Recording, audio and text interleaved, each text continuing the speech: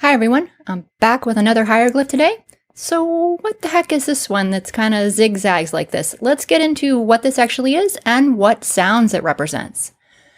Welcome to Voices of Ancient Egypt. If you're new here, I'd love it if you'd subscribe and hit that bell so you won't miss future videos like this one. All right, so what is this hieroglyph?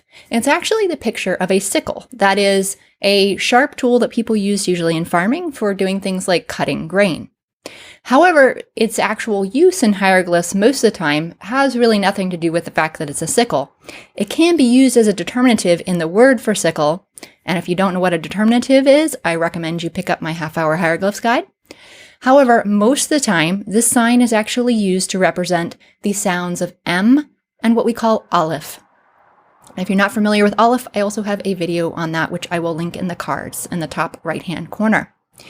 So this would be basically similar to our sound M in English, and an Aleph is like a glottal stop. This is like the sound between and O when you say O, where you stop the sound in between. And you can see my other video for more on that.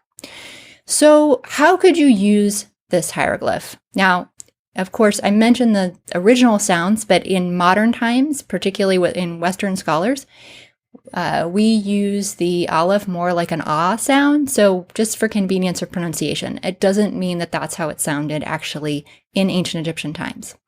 So how do we use this in an Egyptian word? One common word where this is used is the word for to see, which is ma'a.